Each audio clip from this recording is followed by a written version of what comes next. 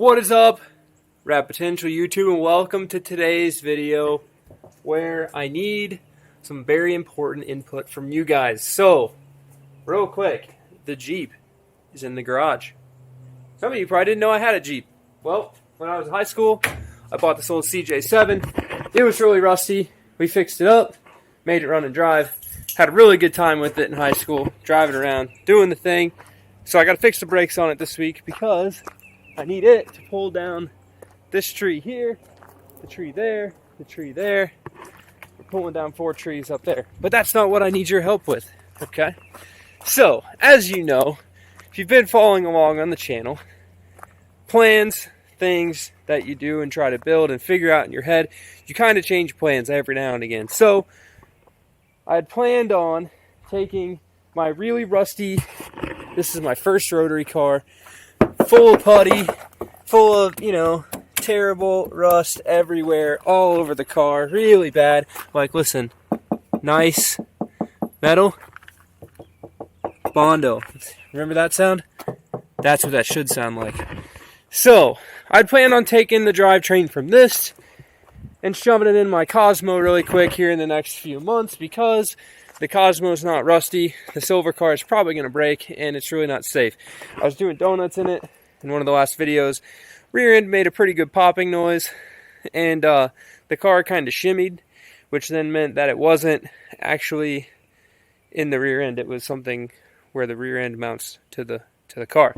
So typically these have bin rot right here, and you get a little rust up in here and here. So this car, on the other hand, used to be sick. Fake wheels are still wheels.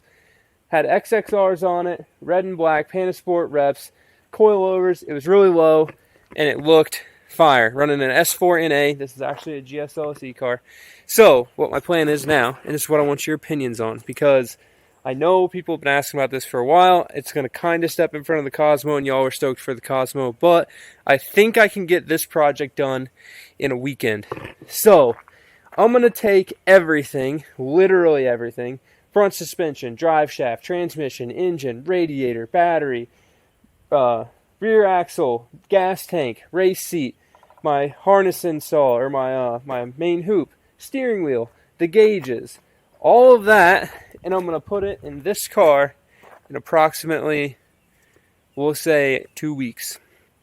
Not that the project's going to take 2 weeks, but I'm going to do it in one day. I'm just going to do it in 2 weeks. So, I want your opinion. Should I do that? Then that means I can drive this car. It's safe. There's no body rust, just the bin rot. I get to film a video fixing bin rot for you guys, which I've done once before on my brown RX-7. And I can show you guys the process on this one. So let me know if you want to see that video. This is where you pause the video and you go comment and say, fix the bin rot so we can fix our bin rot. So go do that. So, should we do that? I can get some buddies over here one day. And literally, it should be the easiest swap ever. Everything bolts in, unbolts, the whole deal. This car is good to go. This car's good to go-ish, So, this one, Tornado Silver, GSLSE. I'll have to figure up some wiring stuff just because this car's kind of been hacked up with having a turbo swap in it and an FC stuff in it. It has an FC fuse block, Weird stuff that people do to their cars. So, let me know. You think I should fix that? Or do you think I shouldn't fix that? Because I'm kind of leaning towards I should. Because it's easy. I can drive this car to car shows. It looks good. I'll have to get new wheels, which is unfortunate because these are the most epic, sick 4x110 wheels you can get. Sorry to any of y'all aftermarket wheel people. OEM, BBS, LE wheels. They're 14s. They look sick. If you can find a set, get them. Anyways, I don't know that I don't know that I'm going to run those wheels on this car because this car has flares. This car will now be a 4x110 GSLSE, so don't hate on that, but it is running because I'm going to use all the SA stuff in my GSL axle. Because GSLSE stuff, I have a bunch of it, but I just don't like using it because it's worth more to sell it to people than it is for me to just keep using the stuff people take off their cars. And like my limited slip works great, my brakes work great, so I'm gonna use that stuff. We're not endurance racing this thing. We don't need 10mm bigger rotors. So I'll run wheel adapters to fit Miata wheels so we can get some stancy stuff and slam this thing down. Anyways, just kidding, we won't do that. It'll still have to have the height so I can get up the driveway. But anyways, I guess my rambling subsided on that.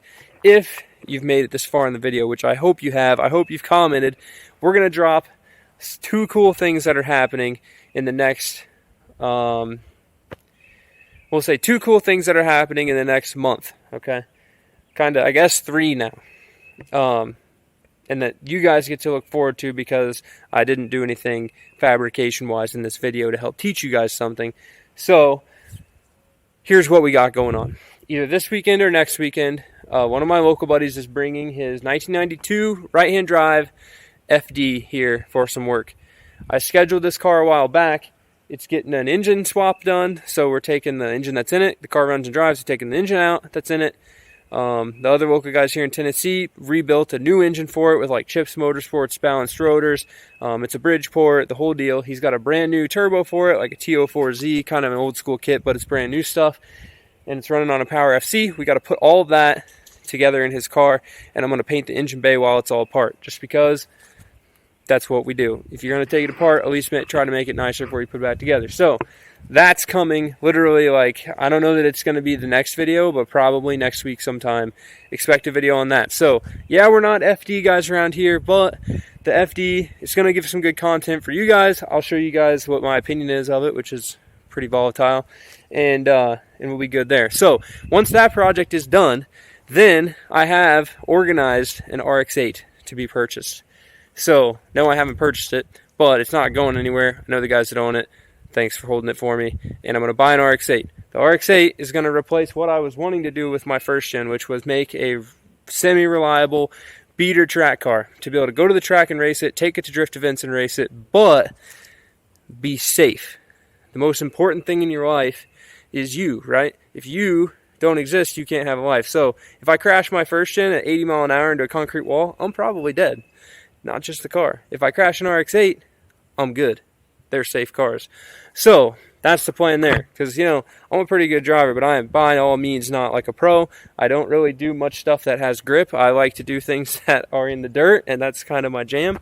So, the RX-8 is going to fix that up. So, if you made it this far, and you have an RX-8 or have RX-8 friends, go tell them that we're going to have RX-8s on the channel, and we're going to show you guys what's up. I've had an RX-8 before. It should be epic. This one's a little bit of a project, and we'll make it run better, do the SSV, do all the suspension stuff. It should be sick. The next thing, and I mentioned this before, but now the plans have shifted and changed. I found a friend of mine willing to let me install a Holley Sniper on his car. So, the second week of April, his car is coming here from up north with a Holley Sniper kit, with a manifold, with the whole deal. The car runs and drives. It's a stock 12A, and we're going to take the stock 12A and we're going to put a 2-barrel Holley Sniper on it, and I'm going to show you guys the entirety of the process. So get stoked for that, because that was something that I really wanted to do for you guys. I really don't need the Holley Sniper for me, because I like my carburetors, and I'd rather invest that $1,500 into something else, especially when I have all of these other cars that need my attention, and I want to do stuff to my rotary truck and this, that, and the other. I've already lived and ate and breathed Stockport rotary stuff, and I enjoy, you know, having ones that are smooth and this, that, and the other, but I don't need to invest more money into that right now. So, pumped, because not only can I make a little money doing the install, but I can show you guys how it's done. I've done all the research on it. I know what exactly needs to happen. I've got contacts that have done it. It should be a pretty easy sort of, I told him it'd probably take me a couple weeks to get it done. I think I can probably have it done in 2 days. So the comprehensive kit with the fuel pump, the whole deal, we'll install all of that. It's a 84 12A. So yeah, get stoked for that. So that is just a little snippet of what's going on here at the Rad Ranch in comparison to the global what's going on for me, right? I don't vlog videos per se as much anymore, because it gets hard on me to film everything that I do, right? I have a day job. I come home, I take care of my job, or take care of the house here. I got 5 acres. I don't have to mow the yard yet, but we're cutting trees down. Got to keep everything clean.